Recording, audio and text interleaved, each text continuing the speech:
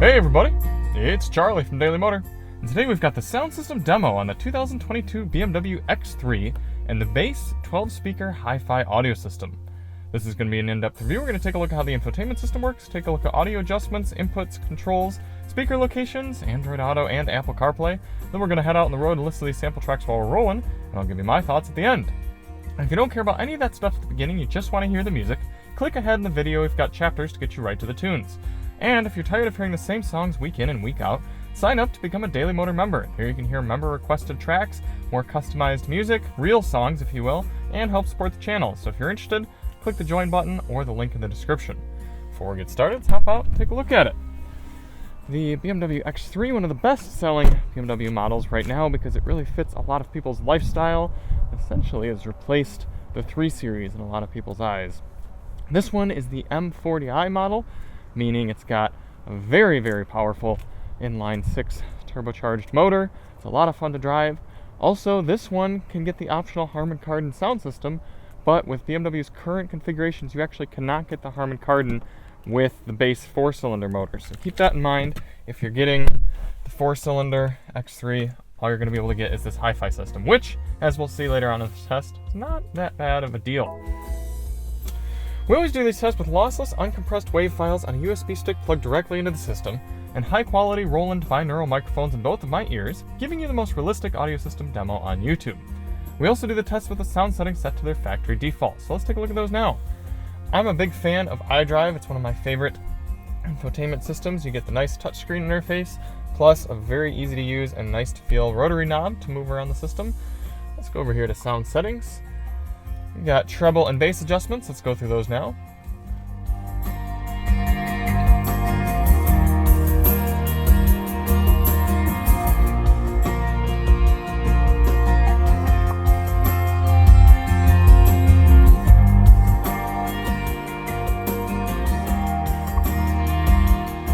Outside of that, you've got your standard front, rear, left, right, fader, and balance, and that is it. So that's a little disappointing to me that you don't have any sort of let's see, make sure I'm not missing anything. Yeah, no sort of mid-range adjustment, no 5 or 9 band equalizer. That's a little disappointing for a luxury vehicle. For volume controls, you've got this nice volume knob here, good clicks, easy to reach. You also have volume buttons on the right side of the steering wheel. For track selection, you got physical controls here. You can use the trackpad, the touch screen, or these buttons and controls right here on the wheel. Love having those good physical controls.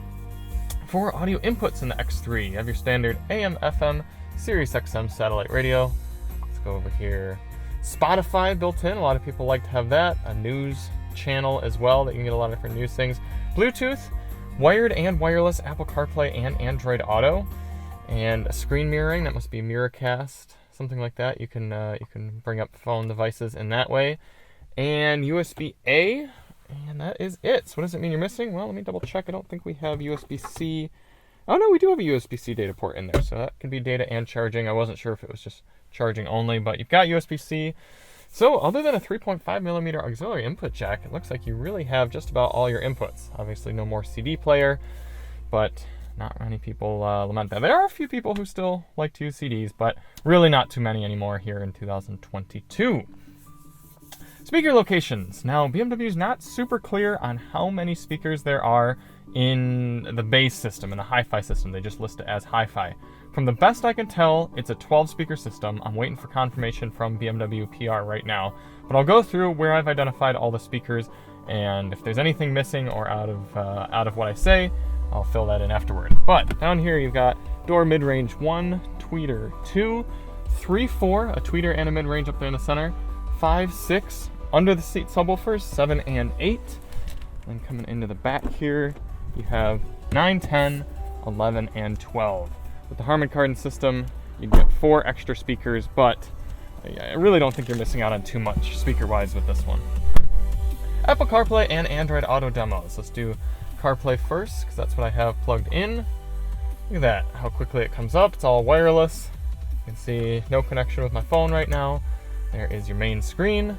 Let's go up to Waze and see how you can pan around there. Everything comes up really nicely. Let's go to Amazon Music. Not the highest refresh rate or resolution, but it's good size and everything works very nicely. You can rotary knob through all the different menus and kind of joystick around them as well, so that's nice to have. And let's bring up our settings screen as well. And I guess we should look at Google Maps. All very good. All right, let me get my Android phone plugged in and check out Android Auto. Clicking through, it's so easy to pair a device with a BMW. It goes through so fast, connects and brings up, and you can even do it while you're driving, which is really nice. It's not one of those cars that locks you out from adding Bluetooth devices as soon as you get moving. There we go, Android Auto coming up. Looks like it's not the complete, actually I take it back, it is widescreen Android Auto, isn't it? Yep. So you can see how over here you've got Google Maps. Like if I click, I have a Google Map destination going, let's just say Copart, that's a good one. If I get that going and then go back over to YouTube Music, then it actually shows me my navigation on the right side there. Whoops. And whereas you got your normal stuff, your music and everything over here. Then if I go back home, we got our settings menu right there. Everything looks nice, looks good. Home. And I guess that's about it. All right, cool. Let's get this stuff put away and get out on the road.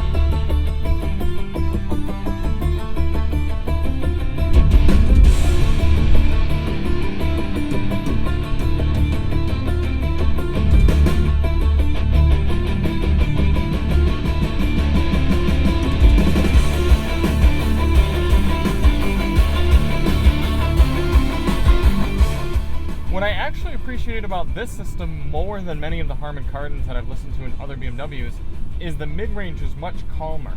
A lot of those Harman Kardons, I'd turn them up and they were very harsh in the mid to upper ranges on my ears, and there was no real way to eliminate that. You really had to tweak the sound system to get it to sound better. This doesn't have that. It's actually a pretty satisfying upper and lower focused system. What it is lacking is the dynamic range and the impressiveness of the sound. It's crisp, but it's not very full.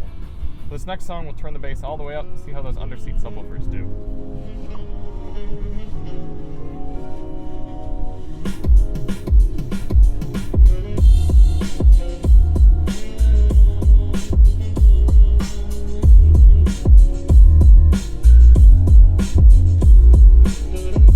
Alright, so pretty good. I'm getting that seat rumble because the speaker is right under there, but no mirror shakage. Definitely not a window rattling bass. It's just a satisfying kind of mid-range bass, which a lot of people at this segment and kind of price point are going to be just fine with. Oh, that's not the right song. Why are you? Oh no! Where's my other music?